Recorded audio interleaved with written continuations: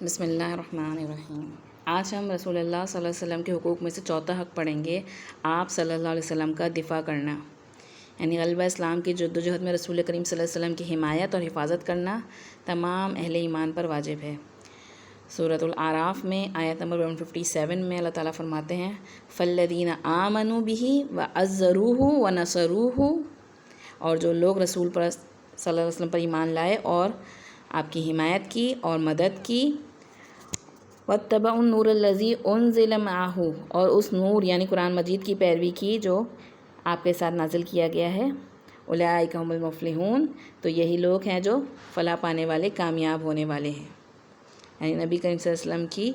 پر ایمان لا کے آپ کی حمایت کرنا اور آپ کی مدد کرنا، آپ کے مشن میں آپ کا ساتھ دینا۔ رسول کریم صلی اللہ علیہ وسلم کی عزت اور ناموس کا دفاع کرنا تمام اہل ایمان پر واجب ہے۔ حضرت عائشہ رضی اللہ تعالیٰ سے روایت ہے کہ رسول پاک صلی اللہ علیہ وسلم فرمایا قریش کی حجف کرو۔ حجف کہتے ہیں کہ شعر و شاعری میں کسی کو اس طرح سے مطلب اس کی گرانا، اس کو ذلت کی طرف لے جانا۔ آپ صلی اللہ علیہ وسلم فرمایا قریش کی حجف کرو کیونکہ انہیں حجف تیروں کی بوچھاڑ سے بھی زیادہ ناگوار ہیں۔ پہلے آپ صلی اللہ علیہ وسلم نے ایک آدمی حضرت عبداللہ بن رواحہ رضی اللہ تعالیٰ کے پاس بھیجا اور انہیں حکم دیا کہ تم قریش کی حجف کرو۔ حضرت عبداللہ رضی اللہ تعالیٰ نے حجف کی، لیکن آپ صلی اللہ علیہ وسلم کو پسند نہ آئی۔ پھر آپ صلی اللہ علیہ وسلم نے حضرت کعب بن مالک رضی اللہ تعالیٰ کے پاس آدمی بھیجا، ان کی حجف بھی پسند نہ آئی، یعنی اور زیادہ آپ صلی اللہ علیہ وسلم چاہ رہے تھے کیونکہ وہ نبی کریم صلی اللہ علیہ وسلم کے کتنے بڑے مقام پہ آپ صلی اللہ علیہ وسلم کی ہستی، اور آپ صلی اللہ علیہ وسلم کے بارے میں اس طریقے کے الفاظ استعمال کرتے اور آپ صلی اللہ علیہ وسلم کو محمد کے بجائے عجیب و غریب القابات سے نوازتے جو کہ آپ صلی اللہ علیہ وسلم کی عزت و ناموس کے خلاف تھے۔ پھر آپ صلی اللہ علیہ وسلم نے حضرت حسان بن ثابت اللہ تعالیٰ کو بلا بھیجا، اور حسان بن ثابت اللہ تعالیٰ حاضر ہوئے خدمت میں اور عرض کی، اب آپ صلی اللہ علیہ وسلم نے اس شیر کو بلا بھیجا ہے جو اپنی دم سے دشمنوں کو مارتا ہے، اور اس کے بعد اپنی زبان باہر نکالی اور اسے ہلا کر فرمایا، اس ذات کی قسم جس نے آپ صلی اللہ علیہ وسلم کو حق کے ساتھ بھیجا ہے، میں کافروں کو اپنی زبان سے اس طرح تہس نہس کر دوں گا جس طرح چمڑے کو چھری سے چیرا پھاڑا جاتا ہے۔ صحیح مسلم کی روایت ہے، یعنی کہ اشعار کے ذریعے، شعروں میں ان کو اس طریقے سے پچھاڑوں گا کہ وہ خوب یاد کریں گے۔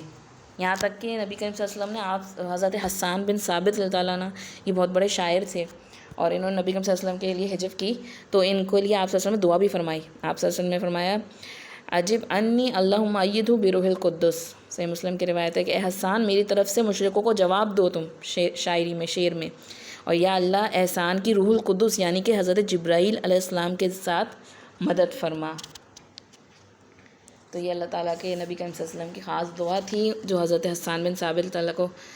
حاصل ہوئی، اور اس کے بعد انہوں نے جو اشعار کہے ہیں وہ اس سے کفار مکہ کے دلوں پر بجلیاں گرتی تھیں، سانپ لوٹتے تھے۔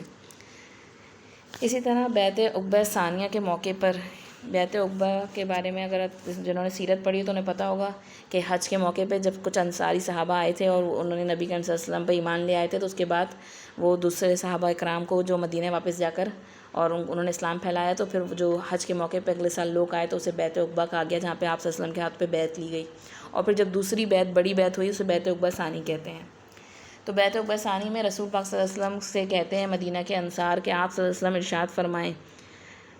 اپنے لیے اور اپنے رب کے لیے جو بھی عہد و پیما ہم سے لینا چاہیں وہ لے لیجئے۔ تو رسول اللہ صلی اللہ علیہ وسلم نے پہلے قرآن مجید کی تلاوت فرمائی، اللہ عز و جل کی طرف دعوت دی اور اسلام کی رغبت دلائی، اور پھر فرمایا میں تم سے اس بات پر بیعت لیتا ہوں کہ تم ہر اس چیز سے میری حفاظت کرو گے جس سے اپنی عورتوں اور اپنے بچوں کی حفاظت کرتے ہو۔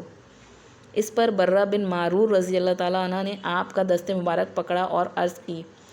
ہاں اس ذات کی قسم جس نے آپ کو حق کے ساتھ بھیجا ہے، ہم یقیناً اس چیز سے آپ کی حفاظت کریں گے جس سے ہم اپنی جانوں کی حفاظت کرتے ہیں، لہٰذا اے اللہ کے رسول صلی اللہ علیہ وسلم آپ ہم سے بیعت لیں، ہم جنگ کے بیٹے ہیں اور ہتھیاروں سے خوب واقف ہیں، یہ وراثت ہمیں باپ دادا سے ملی ہے، یعنی ہم گھبرائیں گے نہیں۔ آپ صلی اللہ علیہ وسلم سے بیعت لینے کے بعد اگر سارا عرب بھی ہم پر دوڑ پڑے گا تو بھی ہم آپ صلی اللہ علیہ وسلم کی دفاع کریں گے، آپ صلی اللہ علیہ وسلم کی حمایت کریں گے۔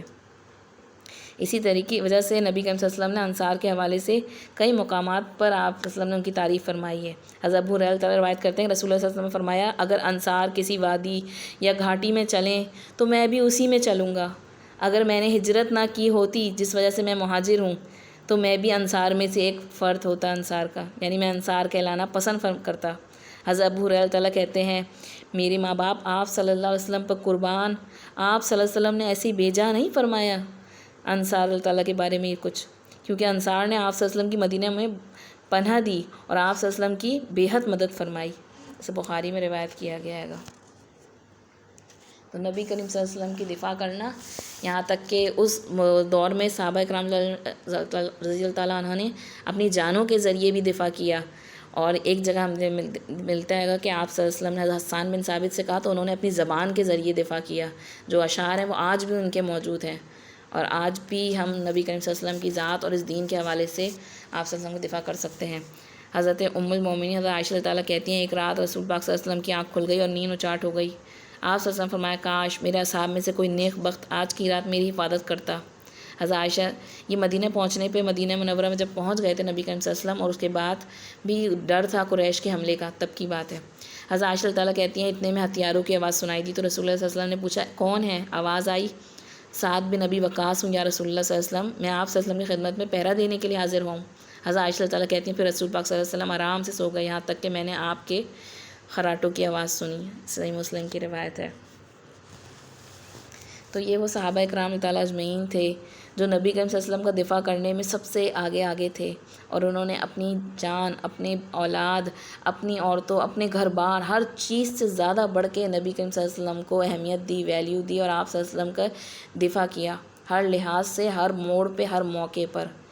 تو اللہ تعالیٰ ہمیں بھی آپ صلی اللہ علیہ وسلم کے تمام حقوق ادا کرنے والا بنائے، اور جہاں بھی ہم سے ممکن ہو سکے اللہ تعالیٰ ہم سے یہ خدمت لے کہ ہم اللہ کے رسول صلی اللہ علیہ وسلم کا اور اس دین کا دفاع کرتے رہیں جب تک ہماری سانس میں سانس ہے۔ آمین۔